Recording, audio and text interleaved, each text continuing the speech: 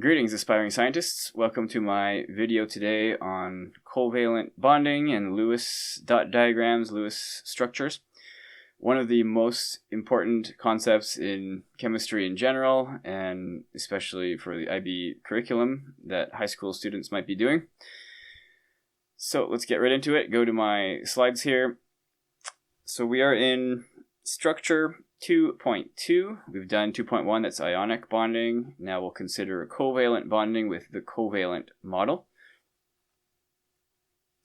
So covalent bonds and molecules, 2.2.1. So there is a guiding question for this section as well in the IB curriculum. Let's see what that is. What determines the covalent nature and properties of a substance? So just like with ionic bonding, this is the same question. It's just instead of ionic nature, what determines the covalent nature? So we will see what the covalent nature is, but this question is really what determines that. Okay, so some reminders. These are some diagrams I made of the various bonding types. Ionic bonding between various ions. Metallic bonding between cations and a sea of electrons. Covalent bonding network with single non-metals basically covalently bonded to multiple other non-metals in an expanding crystal structure. And then top right, this is what we're really doing today, covalent bonding in molecular form. So what does it mean, covalent? I've discussed this before, but again, covalent. Co in English is generally a prefix that means to share, so sharing. Valent is related to the word valence, meaning outer electron shell. So the outer, which is the highest energy level of an atom, is called its valence shell. It can be filled or not, but generally whatever is the highest occupied energy level in an atom is called its valence level and its valence shell. And it contains valence electrons. So covalent bonding will involve sharing of the outer shell electrons. Okay. Hopefully you follow that so far. Okay, so we can watch a little animation here about how hydrogen forms H2 gas. Hydrogen is basically the simplest atom, one proton, one electron. So how can it come together to share electrons? It'll look something like this.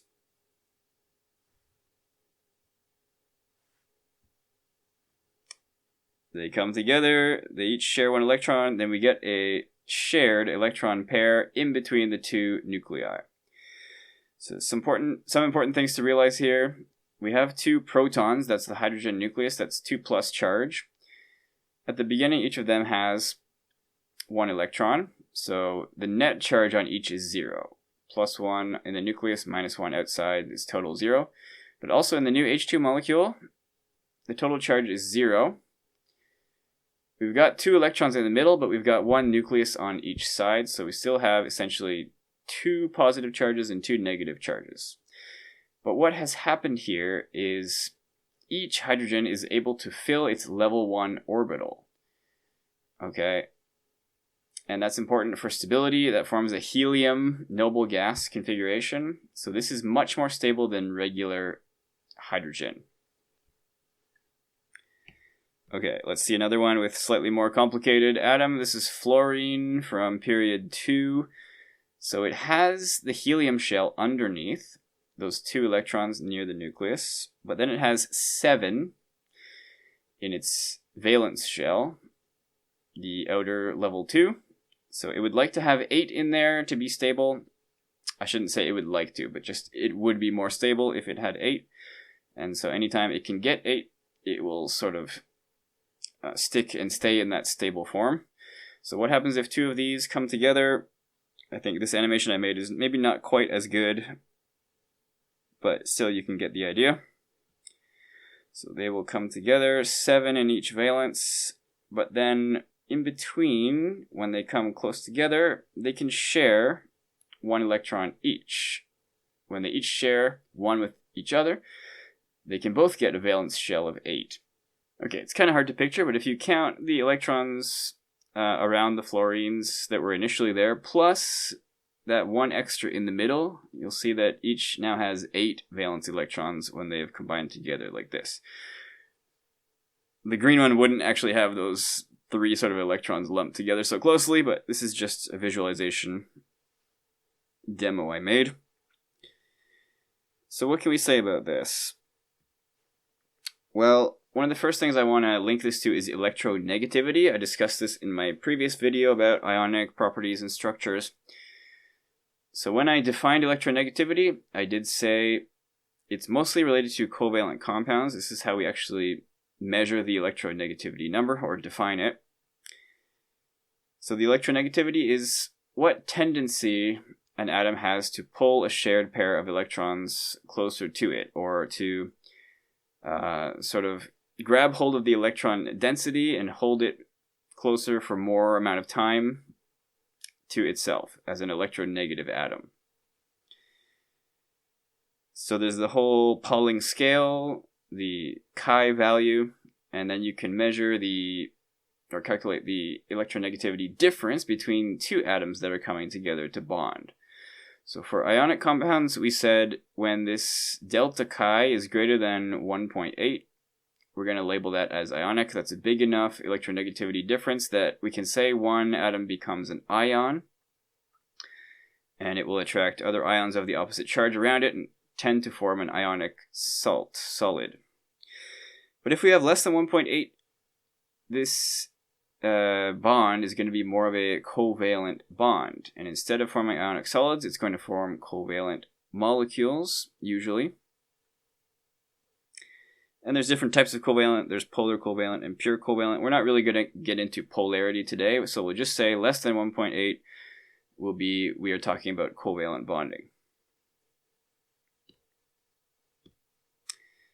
Okay, so practice. Which form ionic and which form covalent bonds are any nonpolar?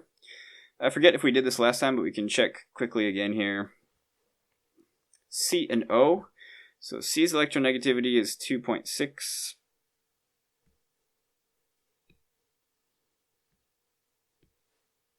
And O's is 3.4. So delta chi, 0.8. That's going to be clearly covalent, slightly polar.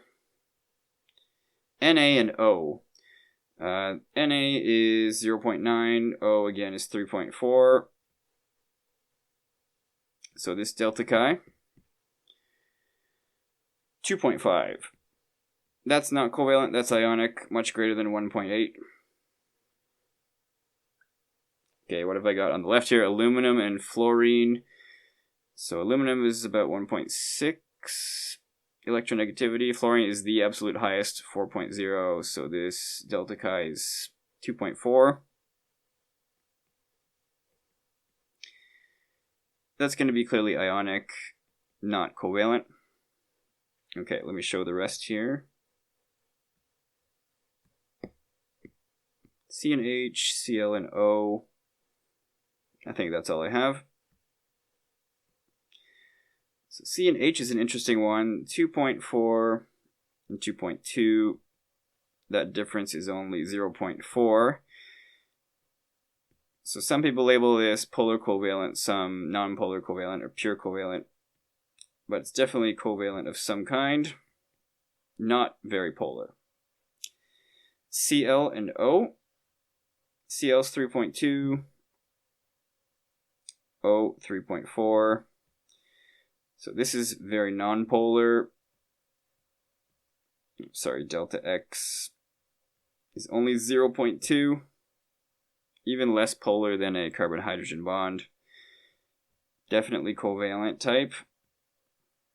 I and I, don't even have to do this calculation. This will be pure covalent. Pure elements have no electronegativity difference. Oops. It is pure element, but I'm going to label this as purely covalent.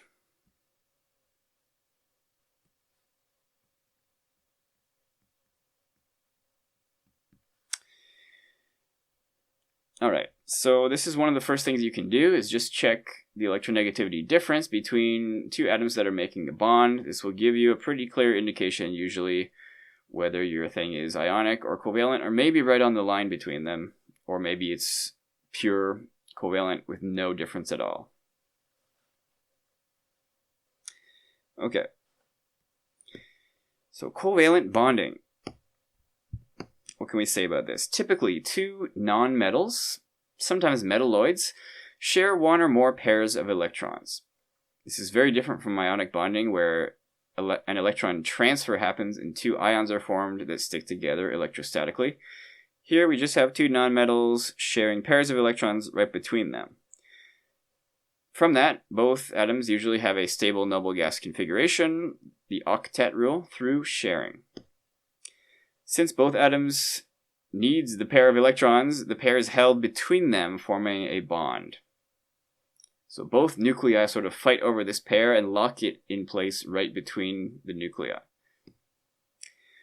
One atom, however, may hold the electrons more than the other, depending on their electronegativity. So the higher the electronegativity, the closer past that sort of 50% line, 50% density point, one atom may hold more than that. The more electronegative element will. Alright, so I have some structures here, Lewis structures, sort of extensions on Lewis structures. I made a little bit more detail here with Claude AI. So here's ammonia. This is NH3.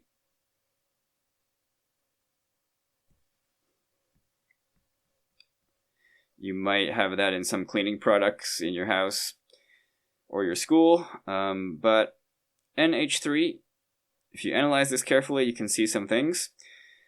So N should usually have 7 electrons, right? Its nucleus is 7+, and the atom itself is neutral. So you can see those 7 electrons.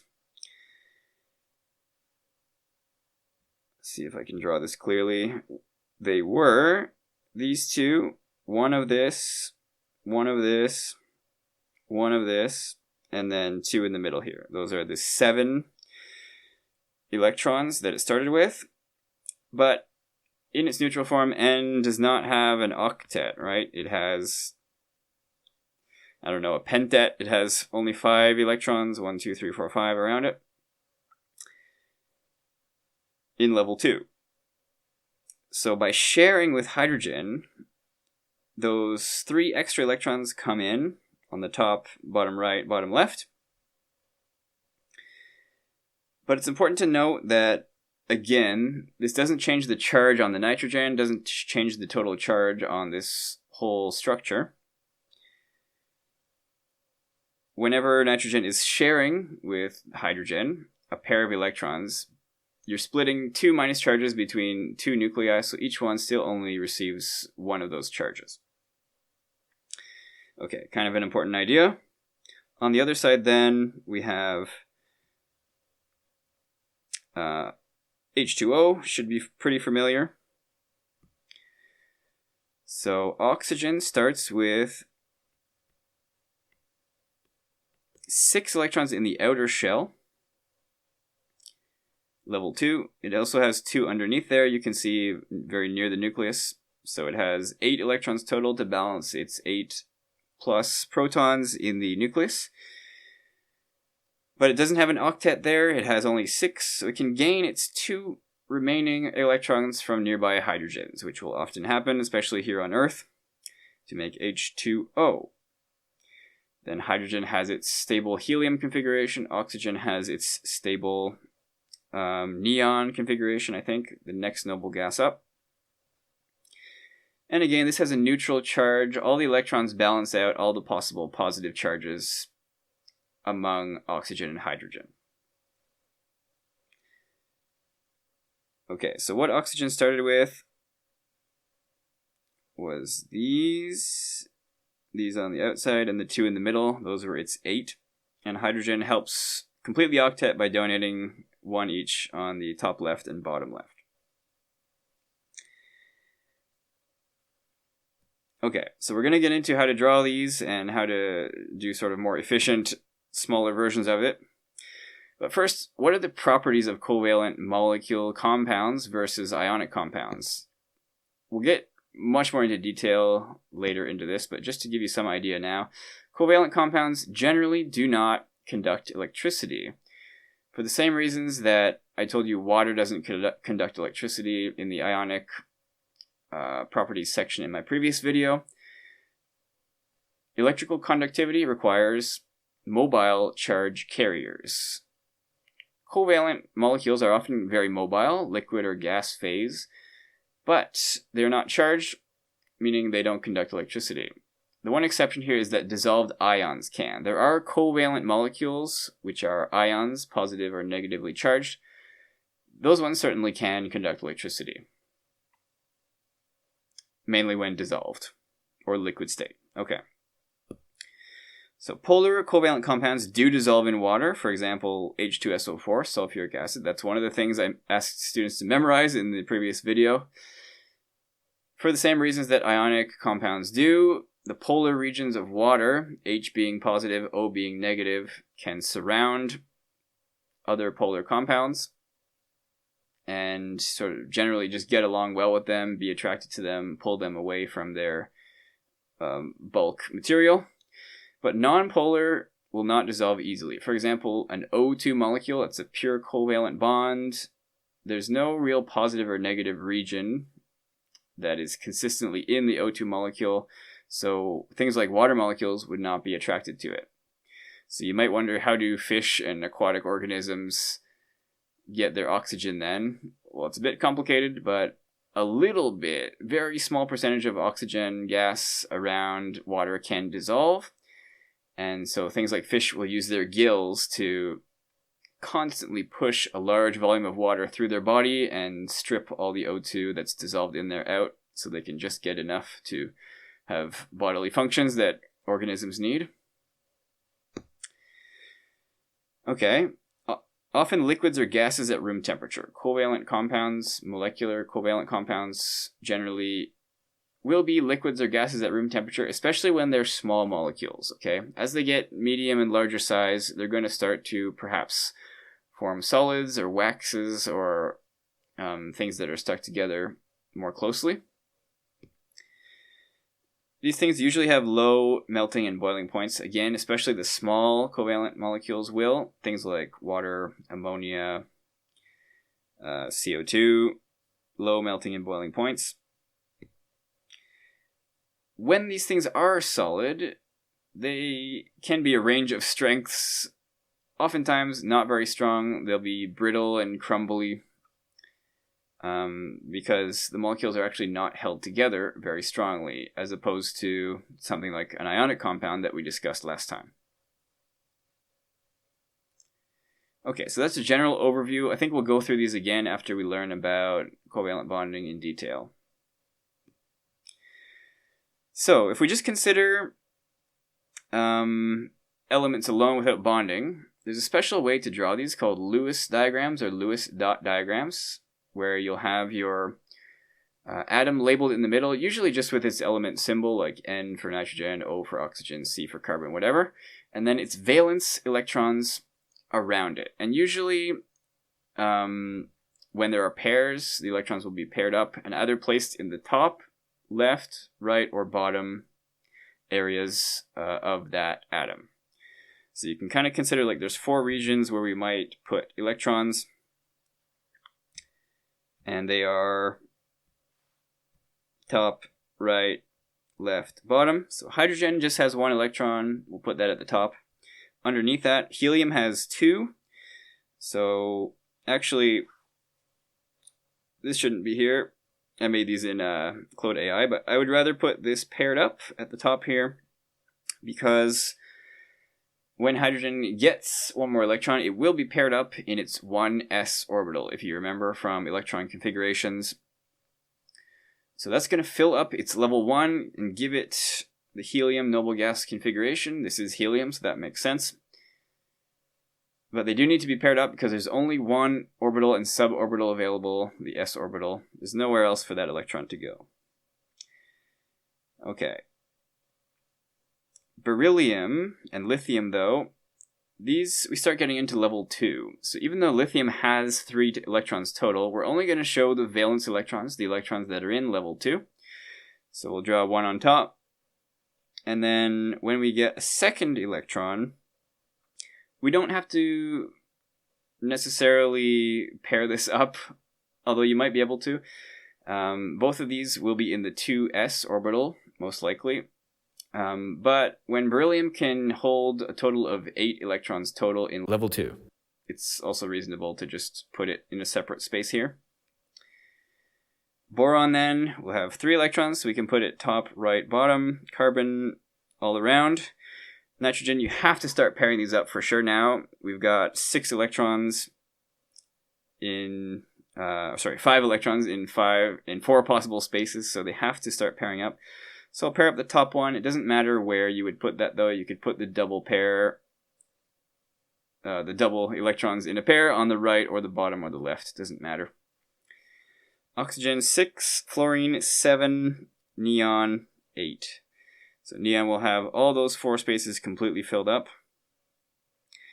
So generally I would say these are how you will most likely see the Lewis structures, the Lewis dot diagrams of the first 10 elements. That contains period 1, hydrogen, helium, and then lithium, beryllium, boron, carbon, nitrogen, oxygen, fluorine, neon in period 2.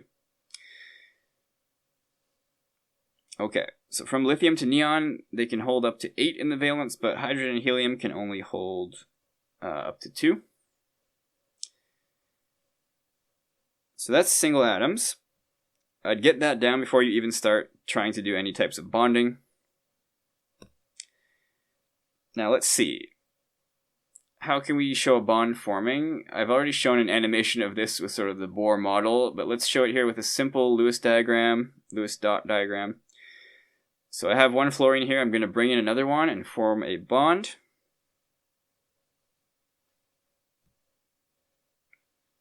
They come together. That one single electron, those will pair up in between these 2 fluorine nuclei and form what's called a bonding pair. And you could draw this as 2 dots, but oftentimes you'll see this drawn as a single line, a single bond between these 2 atoms, and I would recommend you get used to drawing that as well. But the other electrons don't disappear, right? We still need these non-bonding pairs. They have a special name called lone pairs around the fluorines. Okay. So each fluorine will have 3 around it, but there's a total of 6 non-bonding pairs in this molecule. This is now a molecule that has a covalent bond between 2 atoms. So 6 non-bonding pairs, 1 bonding pair.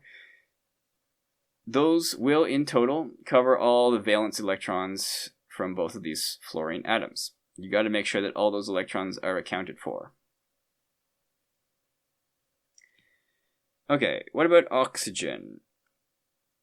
So I'm going to kind of shift these pairs around the central atom a little bit. I'm going to bring the 2 single electrons. Remember when I drew this originally, maybe looked something like this. But I'm going to bring those 2 single electrons here just to the right side a little bit because they're going to be forming the bond. Alright, let's play the animation then and see how this goes.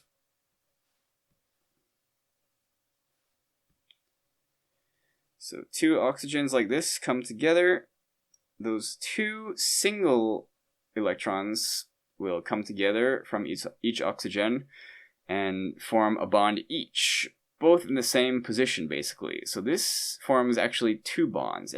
For every pair that forms a bond that is shared, basically a bond is formed, right? So this is 2 bonding pairs. That's a double bond. If you've never heard about that before, I'm telling you, it is possible. So a double bond between 2 oxygen atoms.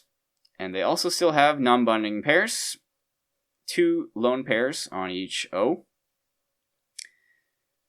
So altogether, those electrons are accounted for, and both oxygens have a stable octet of neon now in this O2 molecule. hugely important molecule. Obviously, it's all around us in the air. It allows life to exist. Okay, what else? What if we do the same with nitrogen? Nitrogen has 5 valence electrons. So what if I bring 2 N's together?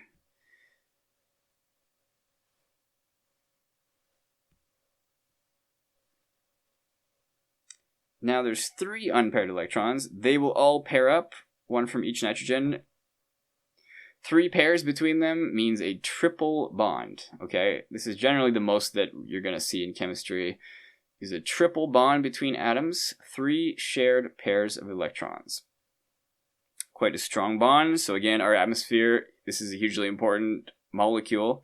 N2 gas is like more than 70% of our atmosphere, so this is all floating around me, floating around you. Triple bonds, making them very stable and strong. Okay, what's next? So all the ones I've shown forming here are the same atom bonding with itself, but of course it's possible for different atoms to form bonds like this. So here we're going to mix hydrogen with fluorine. Okay, hydrogen approaches fluorine, which has 7 but 1 unpaired electron. Fluorine needs 1 more to get its octet. Hydrogen also needs 1 more to get its helium, not octet, but helium shell filled. Both are more stable when they come together and are able to do this, but only 1 shared pair of electrons was formed, so this is a single bond. The fluorine, however, still has 3 non-bonding pairs, 3 lone pairs, so we should show that. So this is HF, made from 2 different types of atoms. Okay. So maybe you can try yourself, show how single element Lewis structures come together to form these structures, H2O and CO2. I've basically already shown you H2O. Alright, if you had a chance to try, I'll show what I would draw here. So we have 2 hydrogens that have 1 electron each, and we have an oxygen. 6 valence. So oxygen needs 2 more to get its valence shell of 8, a stable octet. Hydrogen needs 1 more. So we can imagine hydrogen will come here and come here. We'll get our nice single bonds made and still have 2 lone pairs on the oxygen. H2O, basically done. CO2, how are we going to do this? So this time we have 2 oxygens and 1 carbon. Carbon is pretty interesting. It has 4 electrons. You might consider that in the actual electron configuration, some of them are paired up in the 2s orbital, but just for Lewis dot diagrams, we're generally going to separate them for the period 2 elements. So just 4 electrons, 1 in each space.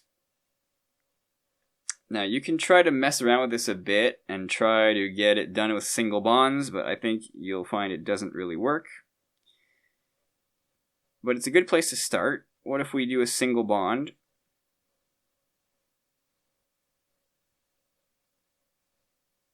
Between carbon and oxygen on each side.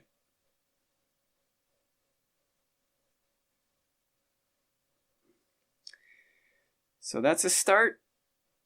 We'll form 1 single bond on each side, connecting the oxygens to the carbon, but the problem is these electrons on oxygen. They have an empty space, really, beside them, meaning that oxygen's octet is not filled.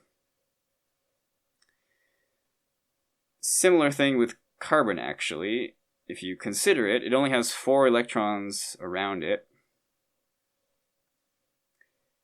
And actually, I should draw 2 electrons that were not even used from carbon. They have empty spaces as well. Carbon needs those little empty spaces to be filled up. So these problems actually can solve each other, and this is kind of what you need to be looking for when you're trying to solve these Lewis structures. When there's empty spaces and electrons that are unpaired on each atom, let them solve the problems together. Okay, it's kind of maybe hard to follow what I did there, but we're going to be forming double bonds. Oxygen shares 2 electrons each with carbon. This is the way to get everything its octet. Okay, remember that one long line like that, one bond is 2 electrons. So oxygen on each side has 2, 4, 6, 8. That's good. Carbon has 4 bonds made, so that's 2, 4, 6, 8. Everything is happy when you form 2 double bonds here. So if you try it with single bonds and you see these unpaired electrons and empty spaces that need to be filled, try sharing more electrons. Okay, so we would say these are the answers.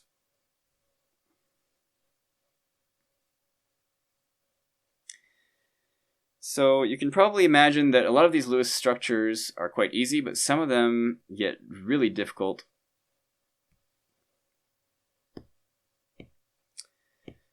So what else can we say? Generally, I have some rules that are some steps that you can follow to get these correct. First, determine the total number of valence electrons of all atoms and divide by 2 to get the number of pairs. Generally, we're going to be working with pairs to form non-bonding pairs or bonding pairs, right?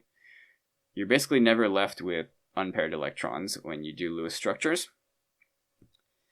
Next, arrange the nuclei around a central atom. This is a key thing to get used to, is to choose an atom to put in the middle of your structure. You might notice for CO2, I put C in the middle, but for H2O, I put O in the middle. So generally, you're going to choose the atom that is fewer in number. CO2, choose C. H2O, choose O. Also, the one that is able to form more bonds. O is able to form 2, whereas H can form 1, so put O in the middle.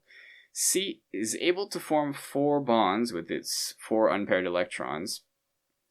And O is only able to form 2, so put C in the middle. Other steps. So next, draw one single bond between the central atom and all others if possible. Extra electrons must then fill the shells of outer atoms as lone pairs, but no more than 8 electrons per atom.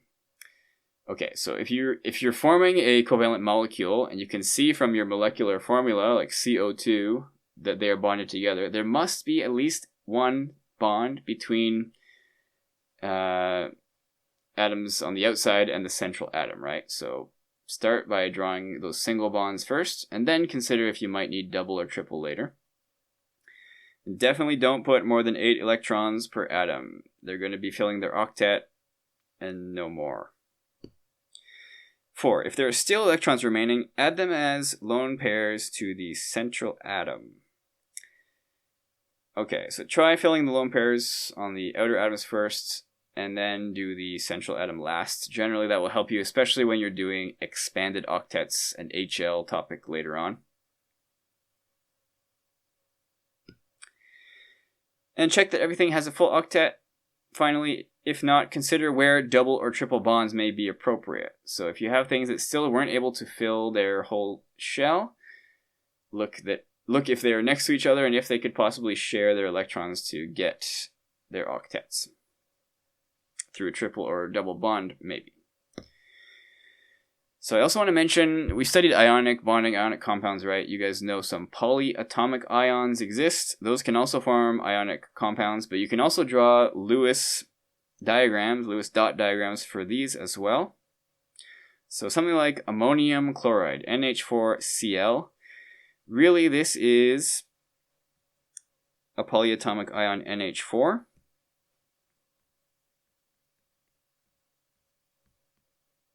With a positive charge and a chloride with a minus charge. So if you want to draw Lewis structures of that, I would recommend doing it this way. So you have your ammonium in brackets on the left, N single bonded to 4 hydrogens, and that whole structure must have a positive charge. So put that positive charge in the top right outside the brackets. Then chloride, there's the Lewis structure of chlorine, right? But in the ionic compound here, it is chloride. It has gained an electron from somewhere. We don't even know where necessarily, but you need to have your 7 electrons plus 1 extra, and that will give chlorine here a negative charge. So put that negative in the top right of some brackets. So this is a nice combination of ionic and covalent bonding. There's covalent bonding within an ionic crystal lattice. Okay, ammonium nitrate then, a similar one underneath. Ammonium's the same. Nitrate, quite a complex structure that we might get into later today. But start with single bonds to oxygens. That doesn't quite work. You need a double bond, but then things still don't quite work. You need to fill oxygen's octets with single electrons. We'll get into that a few slides later, I think, but this whole structure has a net charge of -1, so put that outside some brackets in the top right.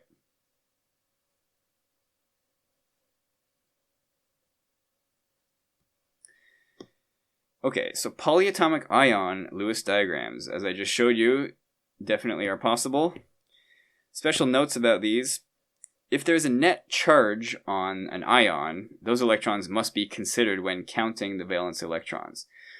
So you might count all the valence electrons on oxygens, nitrogens, hydrogens, whatever, make a list of that and try to count some pairs. But in the case where there's a polyatomic charged ion with like a -2 or a +1 charge, that amount of charge also must be added or removed in terms of electrons from your electron count.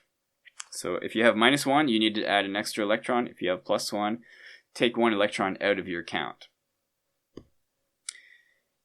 When you're drawing these, they can get very complicated, so there might be multiple structures that you find to work. But in reality, only the lowest energy option of all possible structures will be the one that exists for any considerable length of time, and that's also the only one that generally will get points on a test. But for now, I would not worry too much about deciding that. It'll be decided on something called formal charge later, but for now, if you can get a structure that follows all these rules, it's generally good enough. Okay. So before we get into some of the really complicated structures, I need to say you must consider some things. First, what an atom owns versus what it shares. Okay, let's consider oxygen. Oxygen in its valence shell has 6 electrons. We can draw 2 paired up and 2 single ones. We also need to remember, though, that it has 2 electrons underneath. This is not the valence shell. It's in level 1, so you wouldn't normally draw this on a Lewis structure. I'm just showing it to show a point here. Oxygen nucleus has 8 plus charge, 8 protons, generally 8 neutrons. So you can see 8 plus is balanced by the 8 outside here. Now, what if I have just an extra electron out here? This definitely has a minus charge, just 1 electron. What if this moves in and fills an empty space on this oxygen structure?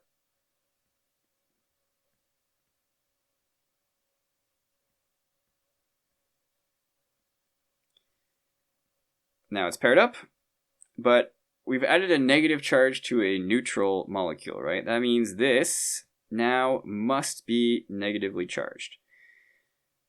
We can also consider that this oxygen owns that electron now. It came in from somewhere, we don't necessarily know where, but oxygen definitely owns it. Oxygen only has 8 plus in its nucleus. Now it has 9 electrons outside, so total it has a -1 charge. Now what if another electron comes in? I don't know why I drew that so big. Ignore that.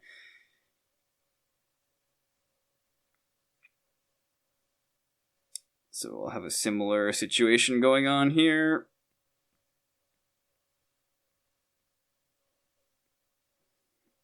Oxygen still has 8 plus in the nucleus. Nothing has changed.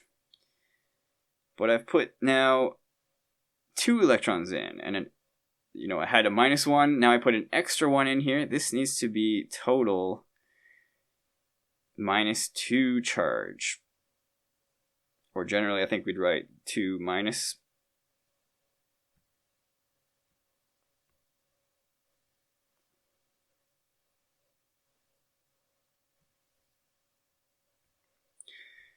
Okay, and you can see why that is. Oxygen owns all these electrons to itself, and it has 10. 1, 2, 3, 4, 5, 6, 7, 8, 9, 10, but it only has 8 plus in the middle. And oxygen now has, actually, an octet, stable octet, in its valence shell. So O2 minus is a fairly common kind of oxygen anion. Now, the more difficult thing is what happens when an atom shares more than usual. What if I have nitrogen?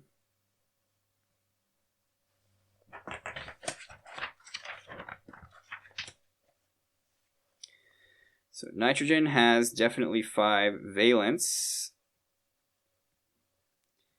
And it has 2 underneath that we wouldn't normally draw, but I'm just showing this to show a point. Nitrogen has 7 plus charge in its nucleus. So this is all balanced, this is all fine. Now what if we make NH3? So 3 hydrogens come in.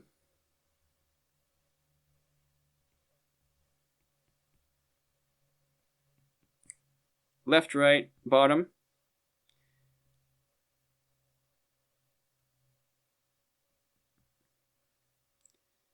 So nitrogen still has 2 electrons underneath and 2 lone pairs in the valence. So NH3, this satisfies its valence characteristics. It has 8 in the outer shell. It has 7 plus charge in the nucleus, same as before. But it's gained electrons, right? So shouldn't this be unbalanced or something? Well, it's not really, because these hydrogens forming single bonds are sharing this pair of electrons, okay? A pair of 2 electrons split between 2 atomic nuclei. The net effect on each nuclei is just still -1, even from a pair of electrons. That's kind of a key point to get across. So to balance out the 7 plus charge, we've got the 2 underneath, the 2 lone pair at the top, 1 from a shared bond, 1 from a shared bond, 1 from a shared bond. So there's still 7 that nitrogen can account for, that it has the charge for, negative charges. So 7 balances 7. That means there's no need to draw brackets around the structure. There's no need to call it charged. Hydrogens are fine as well. They have a complete helium shell, and they're sharing an electron pair with a nitrogen. That means they get 1 negative charge worth of charge out of that. But you will see NH4, just like on my previous slide. I'll not immediately tell you the charge on this. You might remember it, but NH4 will be a very similar structure. 2 electrons underneath in level 1, lone pair. But we need to attach 4 hydrogens here. So where's the 4th one going to go? Well, it's going to go on the top. And so if we draw this in sort of bond form, it will look like my previous slide, 4 single bonds around the nitrogen. But what has happened here? What used to be a lone pair